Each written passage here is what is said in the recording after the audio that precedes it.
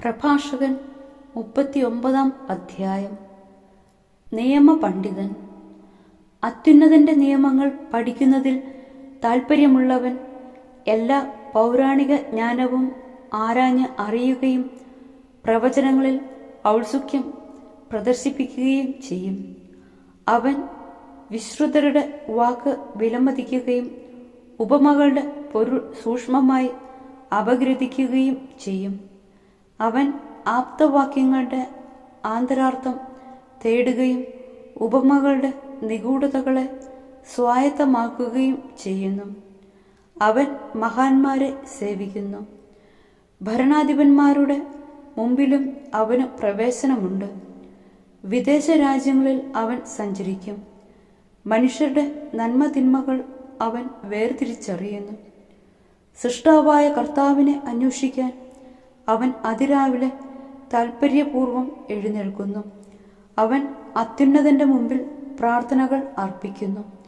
അവൻ പാപമോചനത്തിനായി യാചിക്കുന്നു. സർവശക്തനായ കർത്താവ് കനിഞ്ഞാൽ ജ്ഞാനത്തിന്റെ ചൈതന്യം അവനിൽ നിറയും. വിജ്ഞാന വചസ്സുകൾ പൊഴിഞ്ഞ് പ്രാർത്ഥനാപൂർവം അവൻ കർത്താവിന് നന്ദി പറയും. അവന്റെ ചിന്തയും അറിവും നേരായ മാർഗത്തിലേക്ക് തിരിയും. അവിടുത്തെ രഹസ്യങ്ങളെക്കുറിച്ച് ധ്യാനിക്കുകയും ചെയ്യും. അവൻ പ്രബോധനങ്ങളിലൂടെ അറിവ് പ്രകടമാക്കുകയും കർത്താവിന്റെ ഉടമ്പടിയുടെ നിബന്ധനകളിൽ അഭിമാനം കൊള്ളുകയും ചെയ്യും. അനേകർ അവന്റെ ജ്ഞാനത്തെ പുകഴ്ത്തും. അതൊരിക്കലും മാഞ്ഞു പോവുകയില്ല. അവന്റെ സ്മരണ അപ്രത്യക്ഷമാവുകയില്ല. അവന്റെ നാമം തലമുറകളിലൂടെ ജീവിക്കും. ജനതകൾ അവന്റെ വിജ്ഞാനം പ്രഘോഷിക്കും. സമൂഹം അവന്റെ സ്തുതി ഉദ്ഘോഷിക്കും. ദീർഘകാലം ജീവിച്ചിരുന്നാൽ ആയിരങ്ങളുടേതിനേക്കാൾ ശ്രേഷ്ഠമായ ഒരു നാമം അവൻ അവശേഷിപ്പിക്കും. അവൻ മരണം അടഞ്ഞാലും അത് നിലനിൽക്കും. സൃഷ്ടാവായ ദൈവത്തിന് സ്തുതി. സുചിന്തിതമായ കാര്യങ്ങൾ എനിക്ക് ഇനിയും പറയാനുണ്ട്. പൂർണ്ണചന്ദ്രനെ പോലെ ഞാൻ പൂരിതനാണ്. വിശ്വസ്തന്മാരായ പുത്രന്മാരെ, എൻ്റെ വാക്ക് കേട്ട് അരുവിക്കരയിലെ പനിനീർച്ചെടി പോലെ മുട്ടിടുവിൻ. കുന്തിരുക്കം പോലെ സൗരഭ്യവും പരത്തുകയും ലില്ലിപ്പൂ പോലെ പൂവണിയുകയും ചെയ്യുവിൻ. സുഗന്ധം പരത്തുകയും സ്തുതിഗീതം ആലപിക്കുകയും ചെയ്യുവിൻ. കർത്താവിൻ്റെ എല്ലാ പ്രവൃത്തികളും നിമിത്തം അവിടുത്തെ വാഴ്ത്തുവിൻ. സ്തുതികളോടും ഗാനാലാപത്തോടും വീണാനാദത്തോടും കൂടെ അവിടുത്തെ നാമത്തെ മഹത്വപ്പെടുത്തുകയും അവിടുത്തോട് നന്ദി പറയുകയും ചെയ്യുവിൻ. നിങ്ങൾ എല്ലാം കർത്താവിൻ്റെ പ്രവൃത്തിയാണ്. അവയെല്ലാം അത്യുത്തമമാണ്. അവിടുന്ന് കൽപ്പിക്കുന്നതൊക്കെയും അവിടുത്തെ നാമത്തിൽ നിർവഹിക്കപ്പെടും. ഇതെന്ത്, എന്തുകൊണ്ട് എന്നിങ്ങനെ ആർക്കും ചോദിക്കാൻ സാധിക്കുകയില്ല. യഥാകാലം എല്ലാം വെളിവാകും. അവിടുന്ന് അരുളി ചെയ്തപ്പോൾ ജലം കുന്നുകൂടി. അവിടുന്ന് കൽപ്പിച്ചപ്പോൾ ജലാശയങ്ങൾ ഉണ്ടായി. അവിടുന്ന് കൽപ്പിക്കുമ്പോൾ അവിടുത്തെ ഇഷ്ടം നിറവേറുന്നു.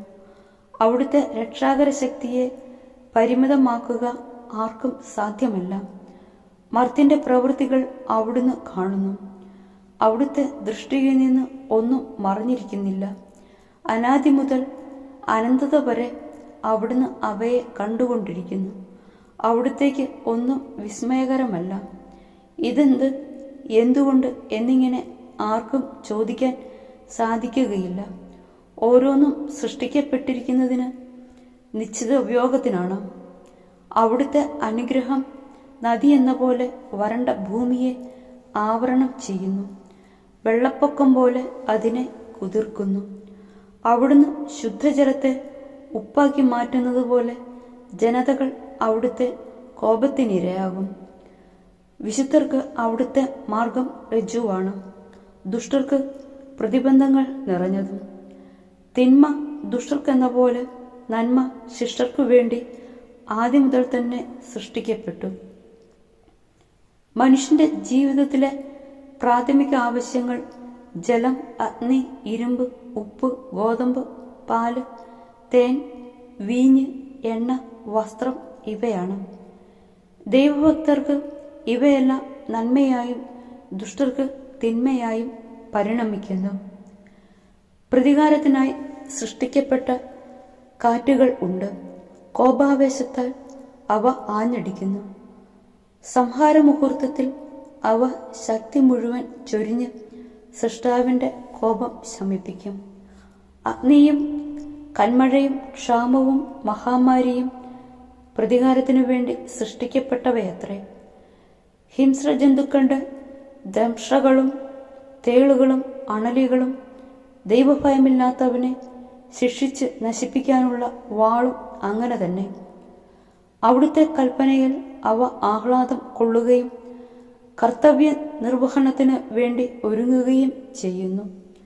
സമയം വരുമ്പോൾ അവ അവിടുത്തെ വാക്ക് ലംഘിക്കുകയില്ല. ആദ്യമുതൽ തന്നെ ഇത് എനിക്ക് ബോധ്യപ്പെടുകയാൽ ഞാൻ അതേപ്പറ്റി ചിന്തിച്ച് രേഖപ്പെടുത്തി. കർത്താവിൻ്റെ പ്രവൃത്തികൾ ഉത്തമമാണ്. യഥാസമയം അവിടുന്ന് ആവശ്യങ്ങൾ നിറവേറ്റുന്നു. ഒന്ന് മറ്റൊന്നിനേക്കാൾ മോശമാണെന്ന് പറയാനാവില്ല. ഓരോന്നും യഥാകാലം നന്മയായി തെളിയും. അതിനാൽ പൂർണ്ണ ഹൃദയത്തോടെ ഉച്ചത്തിൽ ഗീതം ആലപിച്ച് കർത്താവിൻ്റെ നാമം വാഴ്ത്തുവിൻ.